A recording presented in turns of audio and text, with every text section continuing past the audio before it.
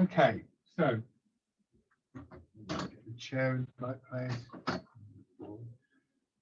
As always, sitting comfortably, just give yourself a chance to find the upright posture. So feet below your knees, a little bit of your weight forward so your upper body feels supported as always. And that's, hopefully that's a familiar feeling as much as anything else. Just rubbing your hands together. And then tapping over your face.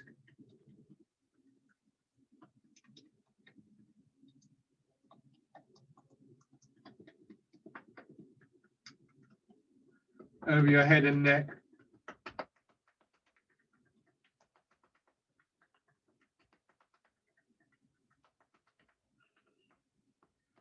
Shoulder. And your arm.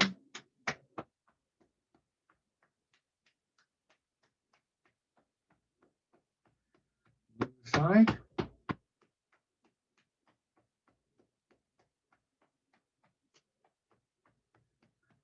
And the upper part of your chest.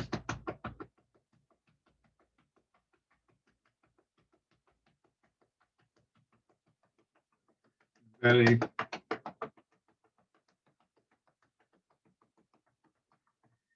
And your legs.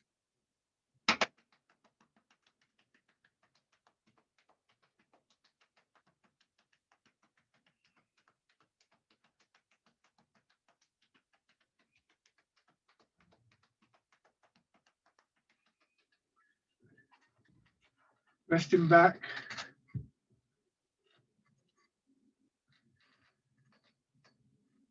Once again, letting your weight drop. Once again, your memory of how this can feel is sometimes something that can really stimulate the response in your body.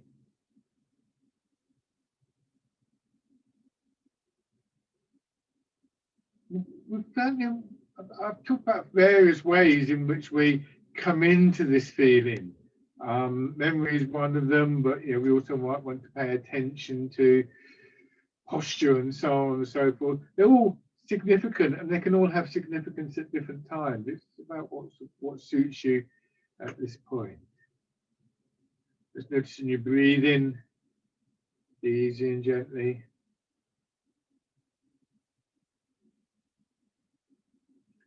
Trying to get that quality, if you like, think like that, breathing as though your lungs were down in your belly.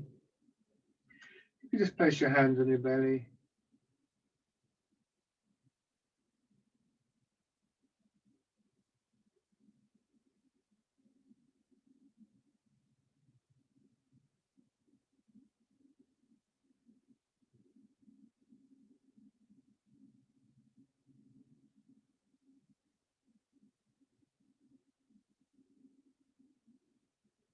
And then one way you could look at everything that we do really is that the practice is something that allows us to find this feeling, being rooted, being calm, that sense of space within the body, so on and so forth, all these different terms that seem to sort of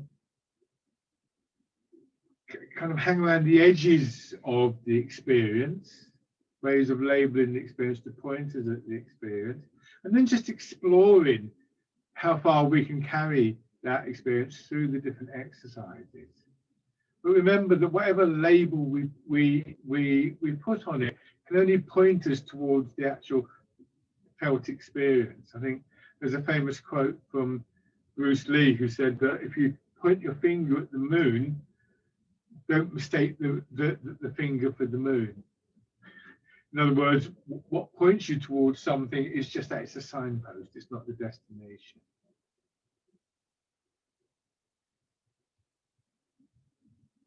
So quiet, calm, be aware of your breathing,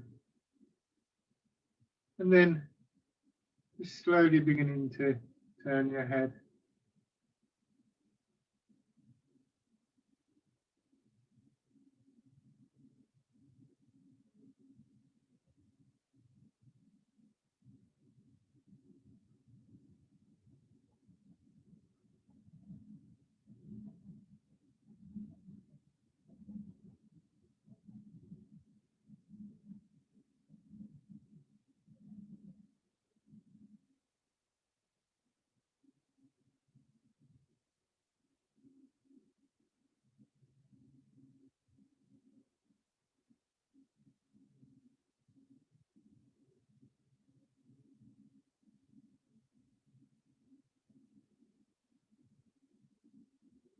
And the shoulders.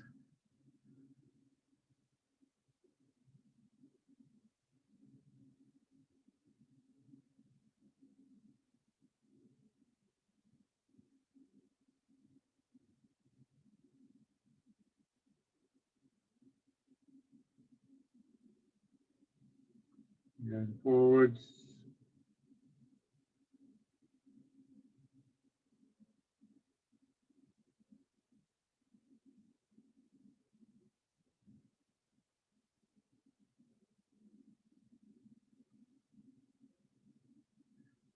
And then down by your side, imagining the pillar either side of you, winding forwards and backwards.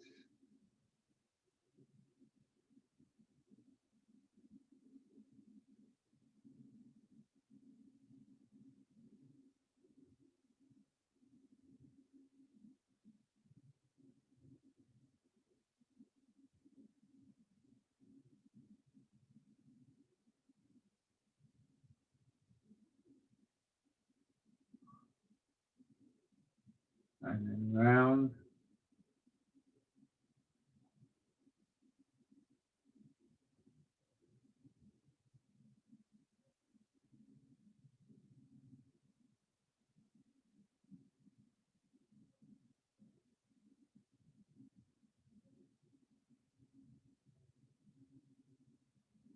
And back the other way.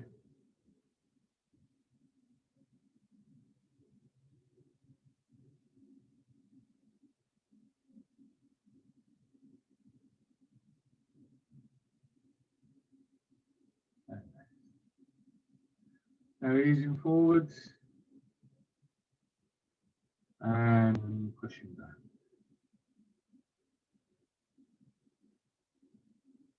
Don't move too far and focus on just getting that nice feeling in the movement, the flow.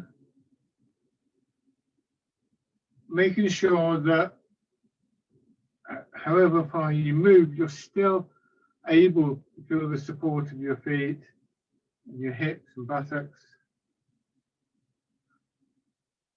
And so your back is sort of held, if you like, by the lower part of your body, and the spine has a certain amount of sort of freedom of movement.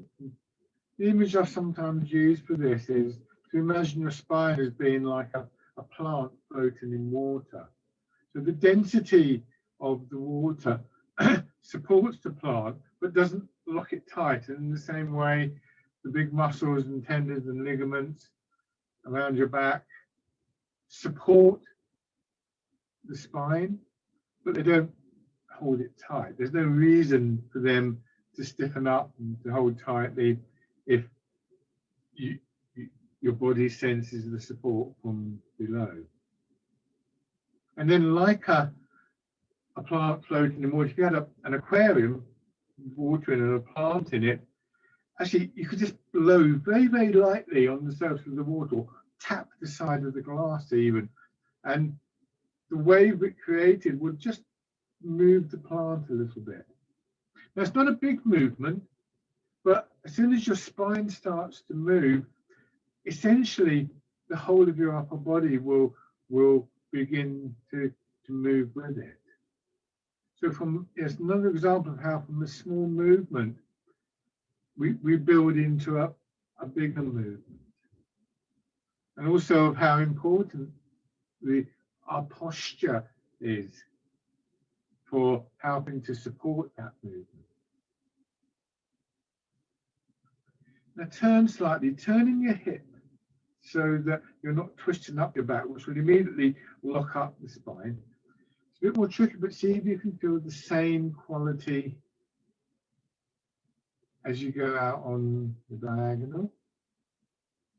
Remember also that we're dropping our center of gravity, we're rooting down. So as you come up, notice whether you're sort of stiffening up in the upper part of your body, which again will lock up the spine. And this is a downward movement through your hips, through your pelvis, and a push from the leg that you're going into.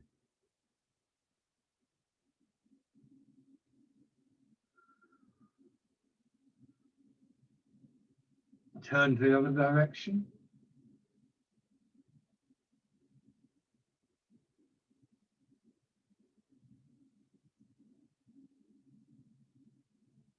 You may notice that you very quickly lose that quality because we often, all of us have a habit of just sort of holding our back and our shoulders very tight. It's a difficult habit to break. And then going forward and then just swinging from side to side so you can feel the change and the difference from one foot to another. Here, when I'm over the left foot, I can feel the pressure of the weight pushing the foot gently into the floor. And then I move across and that feeling a little bit more in the right now. You may notice a difference from one side to another. And remember, this is very subtle.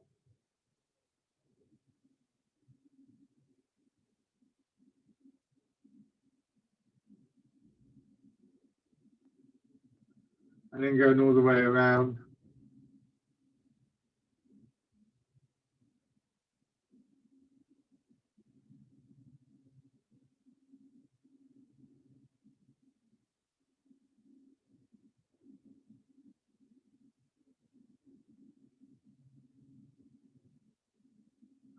And back in the other direction.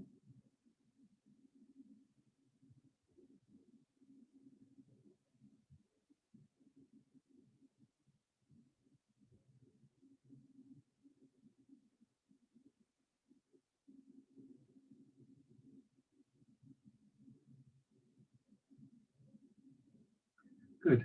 Now sit back, and now this is probably the most difficult of all because we want to get that same feeling of movement, of flow in the legs, and it's quite tricky whether you're seated or whether you're standing. So let your weight just shift a little bit onto one side. Now push the foot up or push the heel up by pushing the ball of your foot in to the floor, letting this hip on that side sink down, and then just raise your toes. Push your foot out as though you're pushing through water, and then draw in as though you've got a piece of string here and you can kind of pull the foot in towards the hip. Even lifting a little weight can be quite strong though in the thigh muscles and around your hip, so very easy to lose that flow. And then on the other side.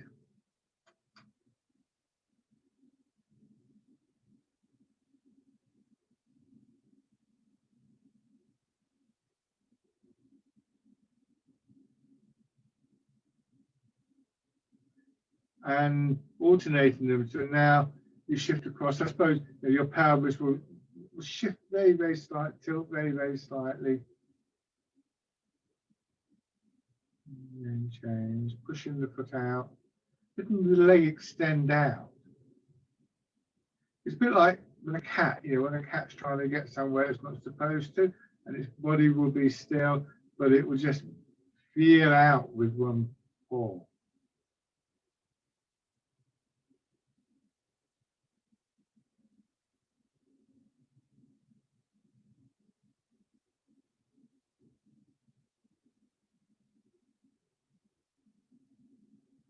Last time.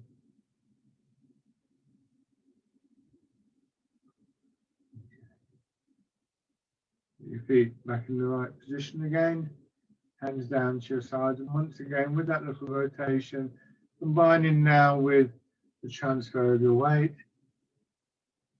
So the main driving powers here are the movement of your weight from feet to hips, the primary mover, complemented by this feeling of opening and closing between front and back in your upper body.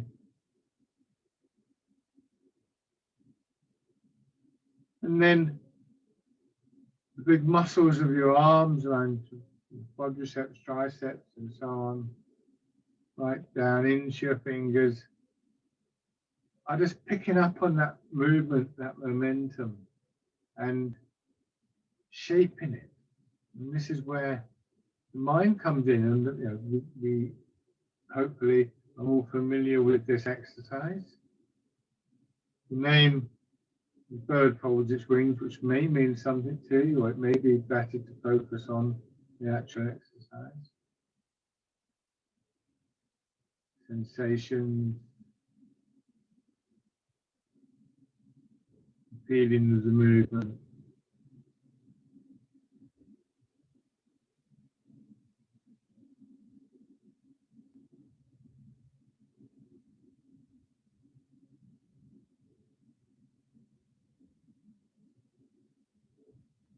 And then this time change into fisherman cast the net.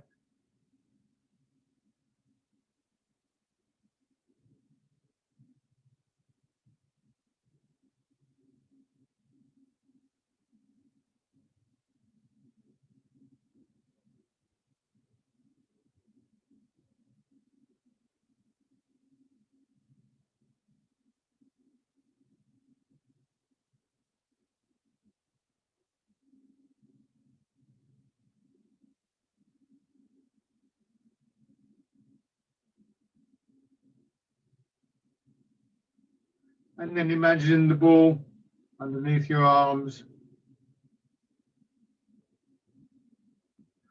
Excuse me.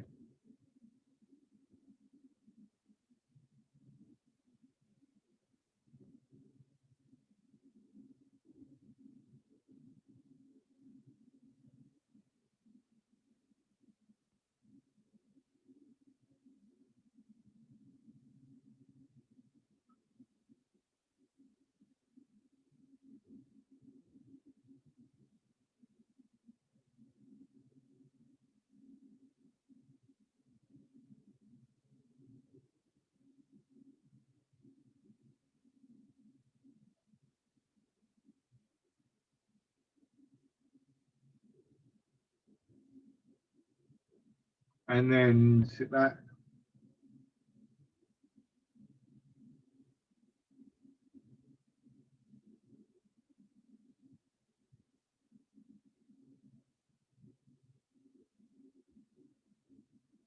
Pigeon spreads its wings.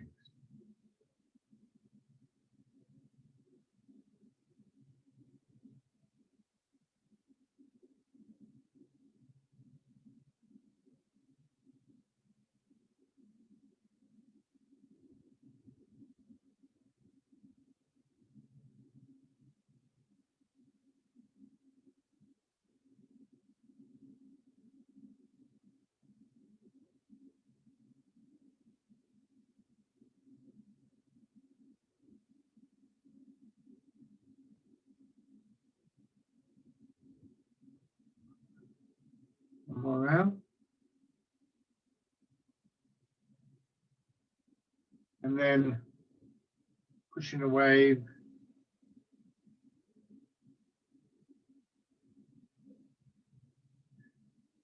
When we go forward, your hands really shouldn't go much further forward than your knees. Obviously, there's some variation. That's certainly no further forward than your toes. Maybe not that far. If trying to get that far is, for instance, causing you to tighten again in your back, then just reduce the movement until you feel you can do it. Remember, when the back tightens, it affects the mobility of your spine, and that in turn affects the mobility of the rest of the body.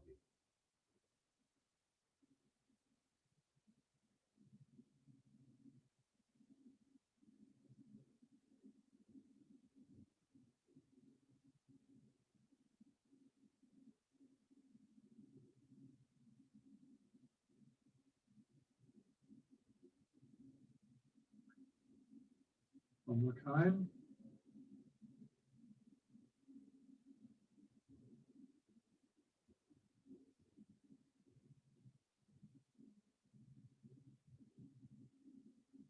And then punch him with both fists.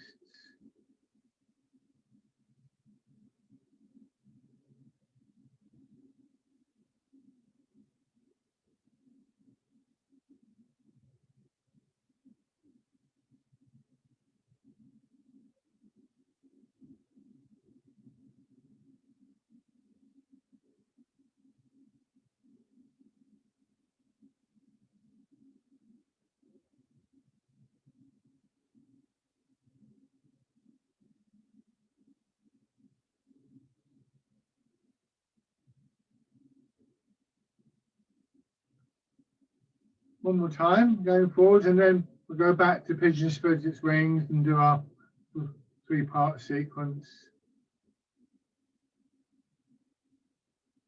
The constant rhythm through the 3 movements. We just try and have that sort of running in the background, as it were, so that you've got plenty of scope for feeling very subtle elements in the movement, you know, the change from one movement to another, and so on and so forth.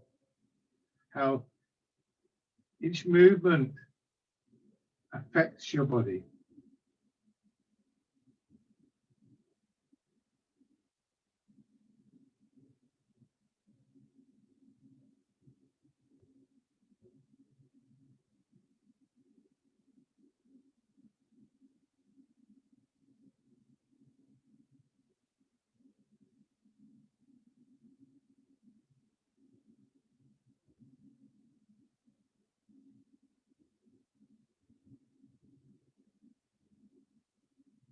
Last time, we're moving on from the end of the punching.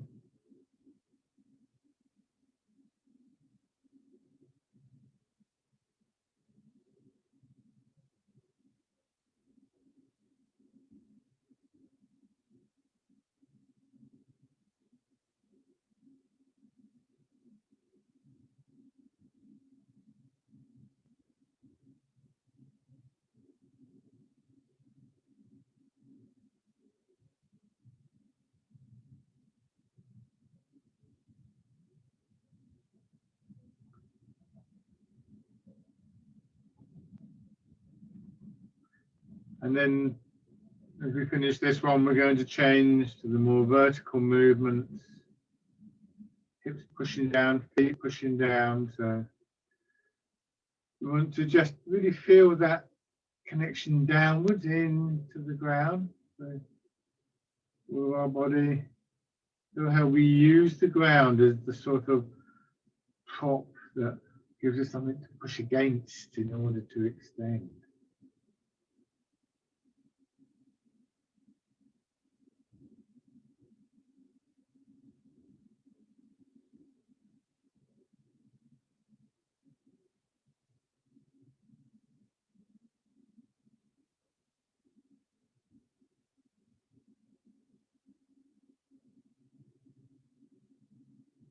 Changing now to the wild goose. A little bit more difficult to maintain the softness of the arms, but once again, we may use a particular image. Obviously, the image of the bird in flight is associated with this one. But if you can recall a feeling from the spine, when I talked about the spine floating like a plant in water. Similarly, you know, the arms here could be seen as sort of branches off the main stalk and so on and so forth. That same quality of a minimal movement in our shoulders, blades, and the arms of the bones of the arm, not held tightly, but held firmly.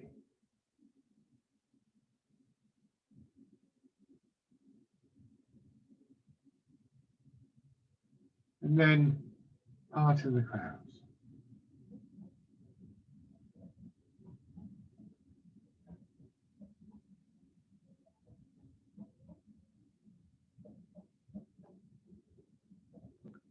So those qualities that we connected with, that we developed a feel for in the early exercises, are now things that you may be able to recall just by thinking, oh yeah, the spine is like it's floating in water, and sometimes that can change the very nature of the movement. It depends whether it's an idea, an image that is useful for you, of course.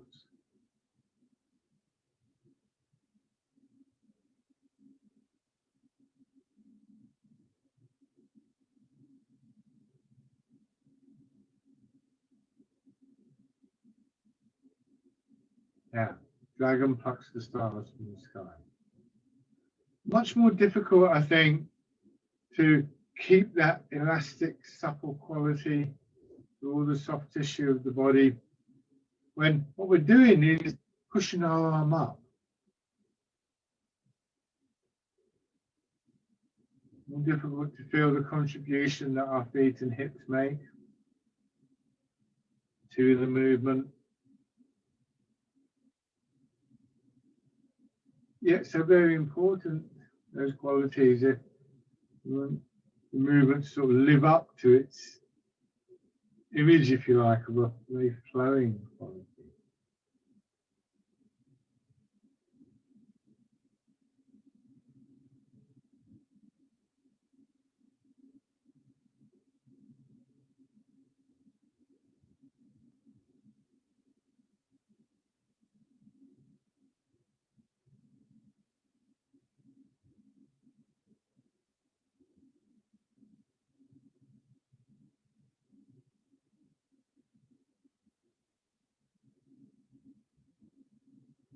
Do one more on each side. Feeling each side of the body expanding and contracting, alternating with the other side.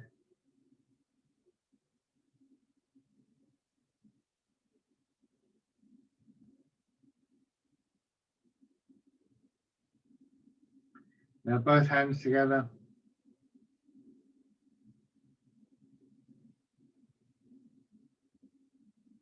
Pushing in two directions.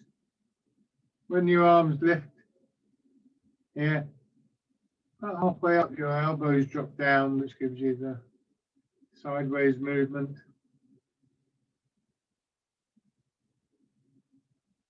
Expanding and contracting.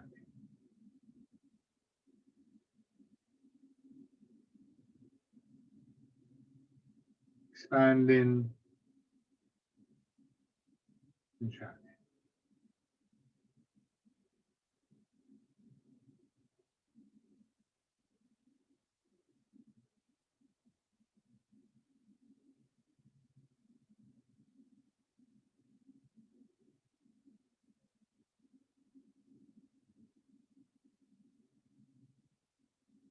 Turning this time. Making sure that the turn itself doesn't create a tightening that interferes with that rhythm of expanding and contracting.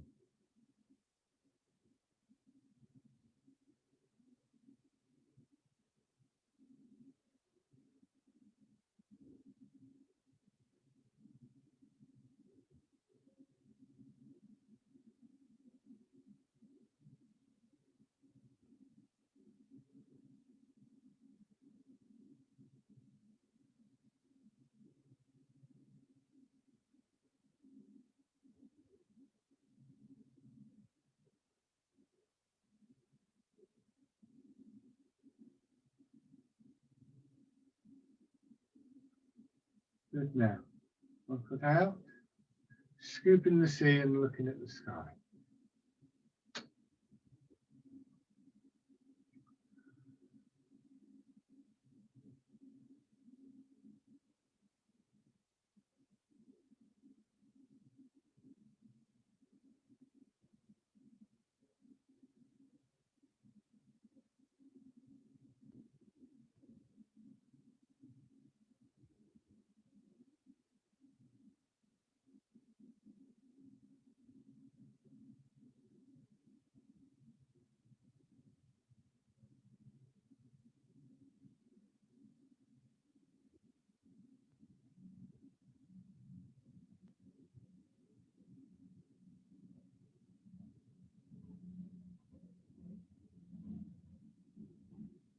And then hands fisted.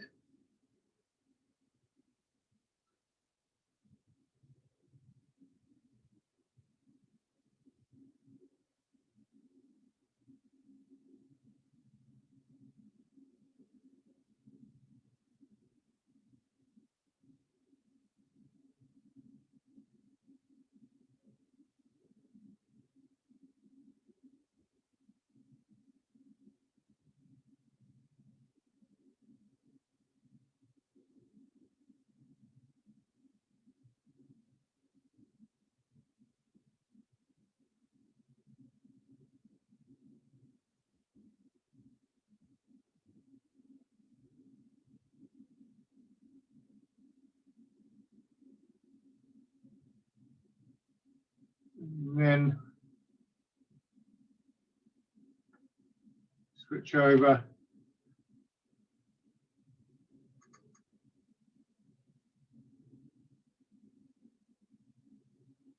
There'll be sort of open feeling as your hips drop down, drawing your shoulders, drawing your head up, and then the arms get to about shoulder height. Notice how they just rotate a little bit. So here they're palm forward, they come up, and then around about here, and that moves my elbows back, and that helps them to complete the circle.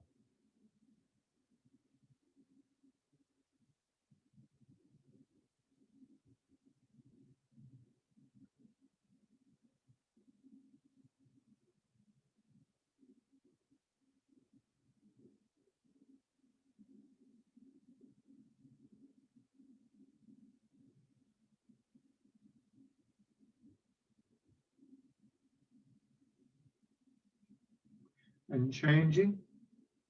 And here's almost reversed. I go forwards, my back expands and pushes my elbows out, and then the chest folds in.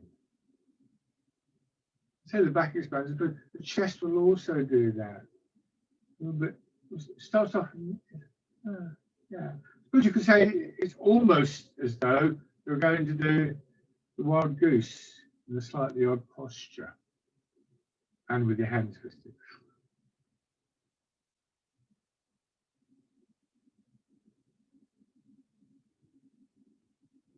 One more time.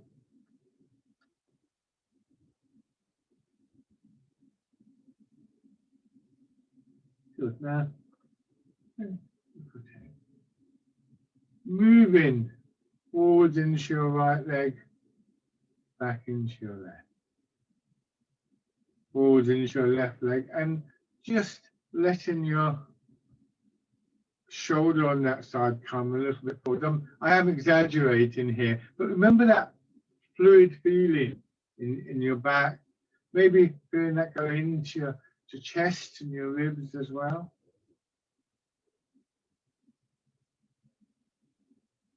Hands on your shoulders as we do earlier. Using that movement to push your elbows out and over.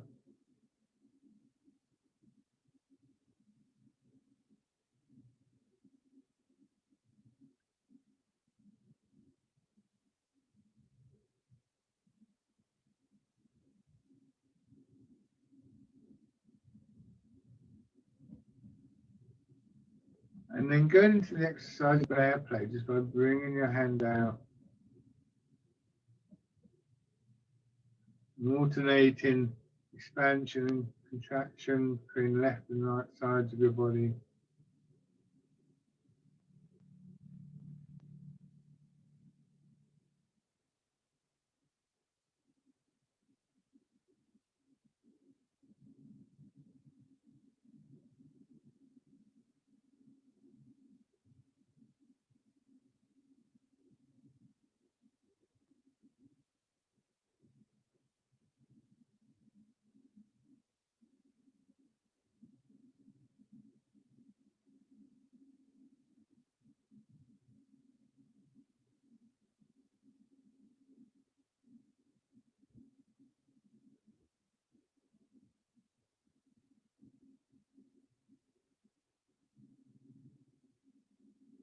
Do one more on each side.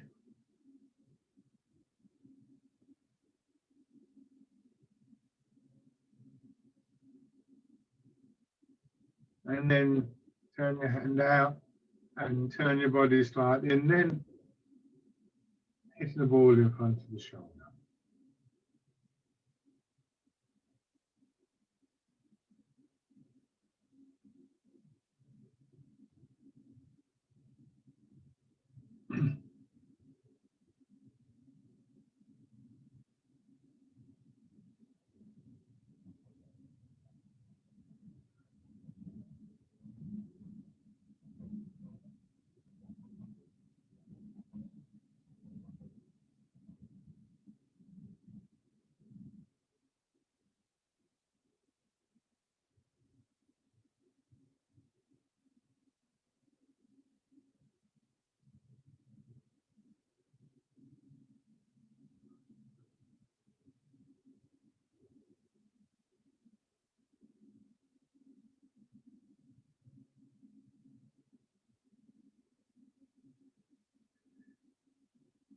One more time.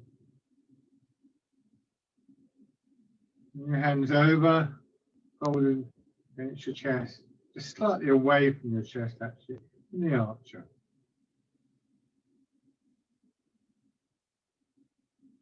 Remember, you can do this one either, as I tend to do it, with your elbow tucking behind, but your hand stays in front of the body. On the few occasions we would actually consider the elbow going behind the body, and that's because it's not actually, at this point, it's not going to have to use any kind of force to come back. It's not like we're trying to punch or something like that. Or you could do this and have the elbow out there.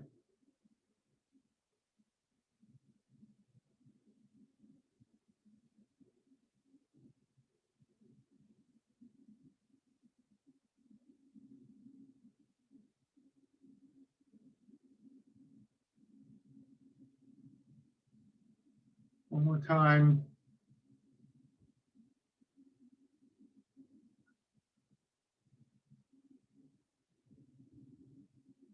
And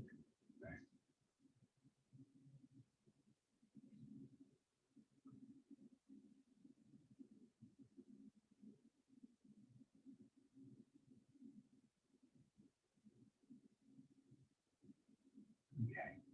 Once again, rubbing your hands together and tapping over your face.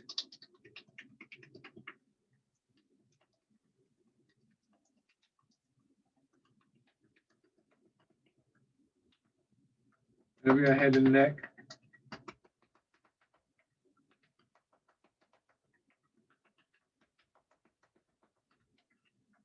Down to one shoulder. Your arm.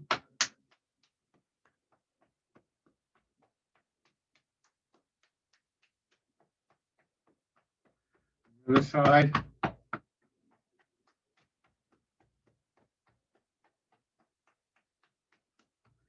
Upper part of your chest.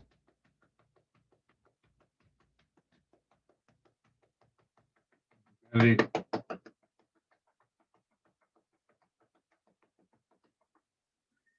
And your legs.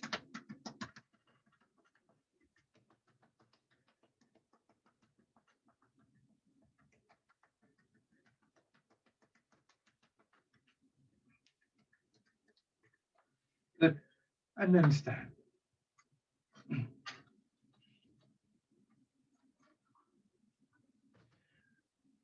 The last point I made about the archer, by the way, is quite interesting, about where the elbow ends up.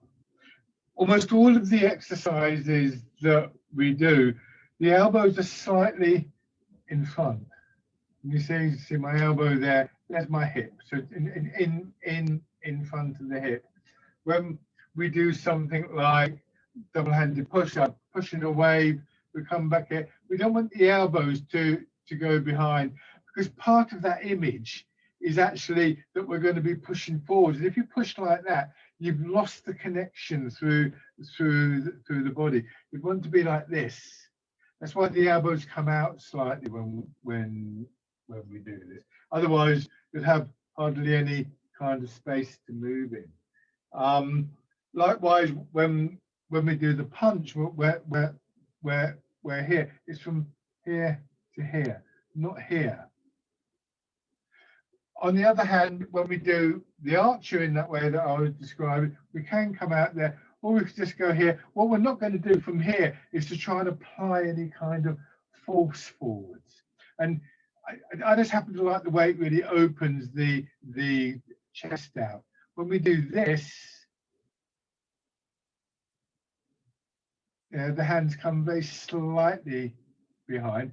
And when we do something like fisherman cast the net, here, the arms are dragging behind, but what we're doing here is pulling the arms through. We're not trying to apply any kind of force. It might be, for instance, somebody pointed out to me, it's a bit like bowling.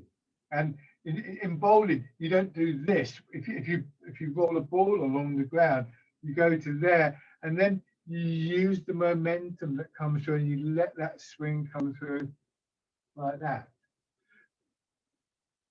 Or if you were going to throw a ball, you might do this. But even there, I'm turning, so it's not quite so far behind. So generally speaking, the movements that have some kind of idea about pushing, the elbows will stay in front of the body. Where the elbows come behind, we get a little bit of extra movement, so more with the kind of stretchiness of it. Both are important. So don't think, well, I'll just do the bigger movements, because what you don't want to do is to find yourself in a situation where you want to push something. If I'm here, it's actually much harder to move this chair than if I'm here, and I can just let my weight go behind it. So it's to do with the dynamics of the power within the movement, and how we're delivering that. So mostly your elbows will stay, your arms will stay in front of the body. And sinking down and pushing. Body expanding and contracting.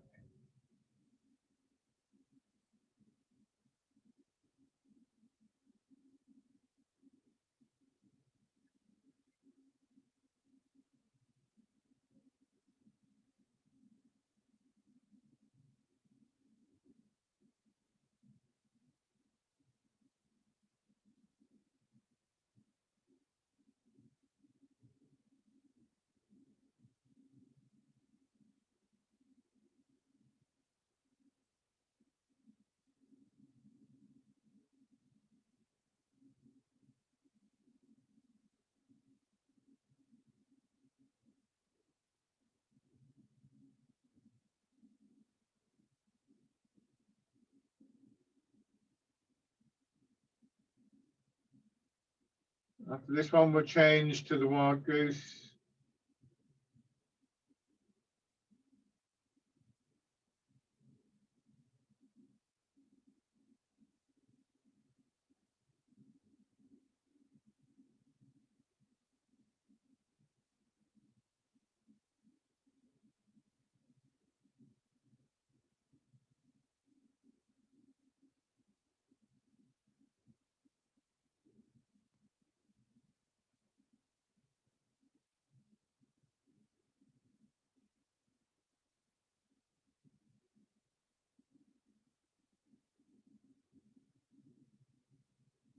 And parting the clouds.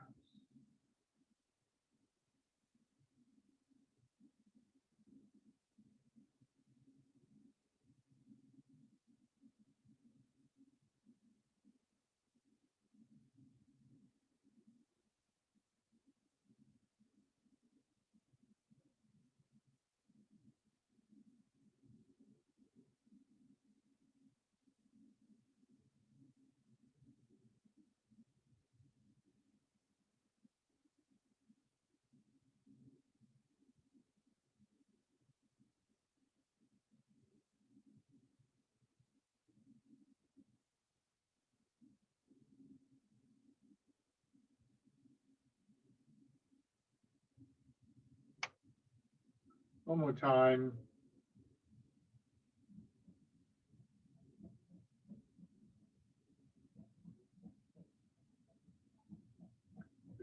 And then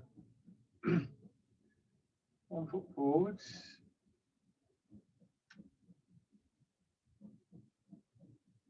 Once again, imagine your spine as being like a plant floating in water, and you just want the plant to move a little bit.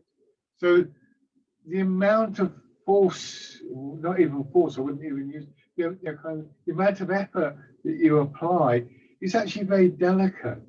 You don't need to do much, and it comes up through the back leg or the front leg into the spine and just causes the spine to move. Now, because the spine's not a plant floating in water, so it doesn't go all the way down into the ground. a plant would do this. It would kind of go from side to side. But your spine's going to do this. It will move. And in doing so, it will set up, well, it would be part of, shall we say, a chain reaction that moves through the body. So your ribs will be affected, in the lower back, the kidneys will be affected, and so this movement builds up through the body into the total movement. But the actual initial effort is relatively small, and that's important because the less effort we put in, the more likely we are to maintain the root and that kind of. If you have to really struggle, you end up getting a bit sort of tense and so on and so forth. And then raising your heel and your toes. The phrase that we use in Tai Chi to kind of invoke this process is that 4 ounces will move 1,000 pounds. So there's a sort of quality, almost of intelligence there. Where do I apply? How do I apply the effort? What sort of effort do I use in order to simply initiate the movement? You've only got to initiate the movement and trust that the processes within the body will continue that. And stepping in, and it becomes really important here, because if I come in and I've been kind of straining like that, I end up wobbling around. I want to try and maintain this soft quality in the body, because that helps me maintain my root. A releasing quality. As soon as we start to strain, we're working against that. And then on the other side. So all of these different elements link in with each other, and it's quite tricky. I remember once doing a training course for a group of physiotherapists, and they were interested in the stability. Force and balance was their thing. But of course, it's impossible to isolate that element of Tai Chi that is directly related to those issues without invoking all these other qualities. Fortunately, they were quite open to that, and they appreciated the holistic nature of all of this. Now then, just raising your toes and your heel.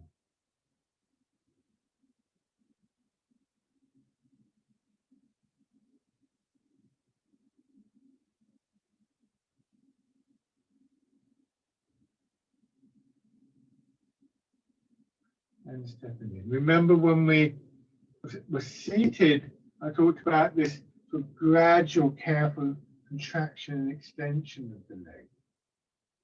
And this is another thing. If I get to here and then I have to go like that, that's going to do no good. That's going to sort of throw me off. But think of, again, something pulling your foot in towards your hip and then pushing it out.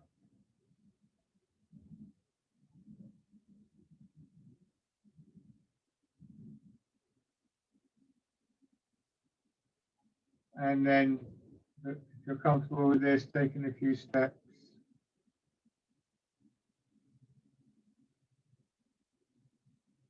That's not to say that we don't make an effort and that it isn't a strong movement. It's just that the type of effort that we make, the type of strength that we build up, is actually different to how we might normally think of these things.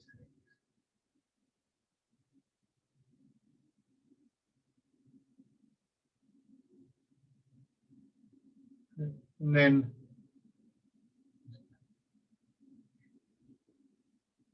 I think there's a kind of reflection of something there. I think it was one of the famous Greek philosophers said somewhere either, give me a lever and a place to stand and I could move the world. In other words, again, it's that idea of, if you like, minimal effort. I mean, obviously he was talking about leverage, but there's other factors as well. Now, right foot forwards, or actually it doesn't matter because we're not going to do any turning. So going into this exercise, bird folds its wings again. There's actually, if you look where my hands and arms are, they come, there's my hip, and then it goes around, and there's my hip. So it's really the rotation that has moved the arm. And we feel that very gentle opening and closing in chest and upper back. I want you to focus on that. You know, the chest opens out, folds in. Or you could think of it in the back. It's usually easier for most people to think about it in the chest. It will work in the back. It will happen in the back anyway.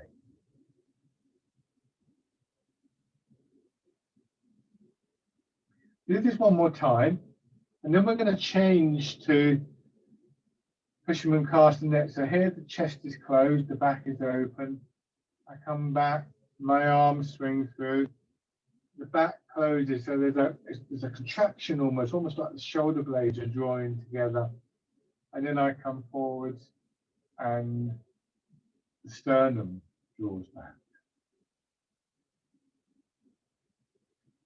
The muscles of your arms, hands and fingers and shoulders, maintaining a shape for the movement, but the power for the movement, the energy for the movement, coming from the transfer of your weight and the opening and closing of the upper body.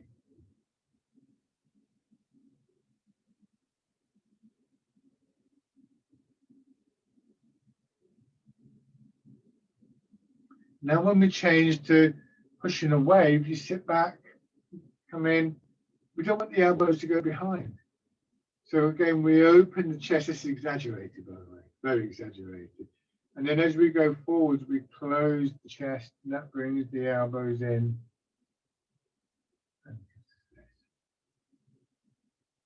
That means that the elbows remain slightly in front. They don't go to here. And then I've got this problem because I'm pushing. You can't push when your hands are behind. You can pull, but you can't push.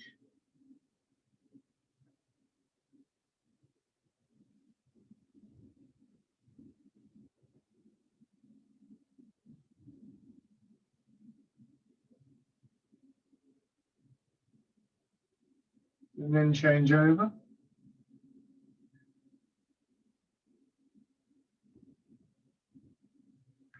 So the really interesting thing here, I think, is when we start to build, or one of the interesting things, there's lots of interesting things, when we start to build up the movements in this way, and we get an appreciation of the potential strength that we can build, we realize that strength is this different quality of strength, as I've referred to it in the past. It's not one that is purely dependent on certain muscles and building the certain muscles and so on and so forth, but rather comes from this use of these three elements of body, mind, and movement.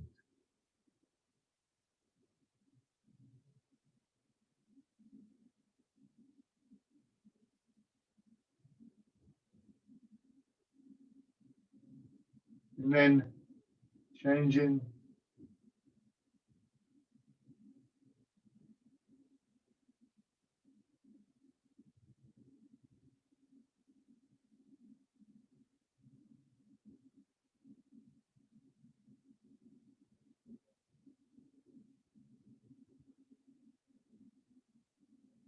One more time. And pushing away.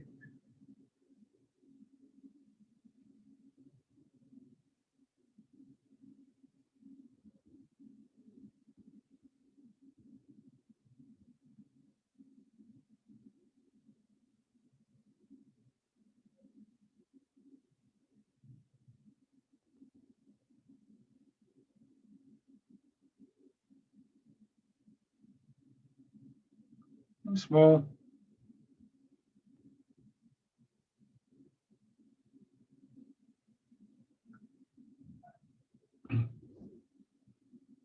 Back to your chair. We come full circle, don't we, in these classes? We start off in this basic position. we sort of move out in that process that I described as a kind of exploration, and we come back and we finish here at the end. So your hands drop down and embrace tiger,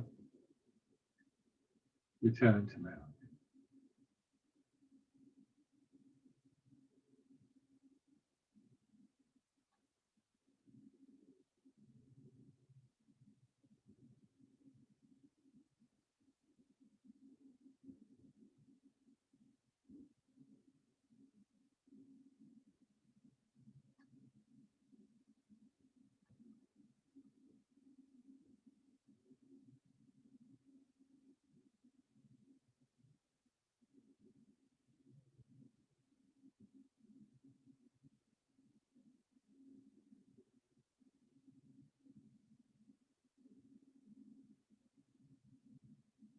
One more time.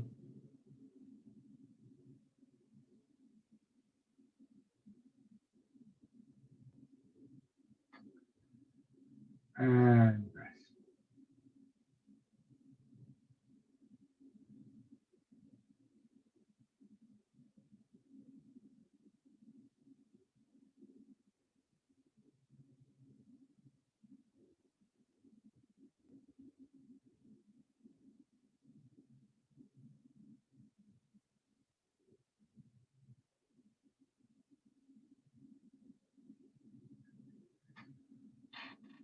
Lovely. Thank you very much, everybody. I hope you enjoyed that. Yes. Yes, Thank it did. Thank That's you. lovely.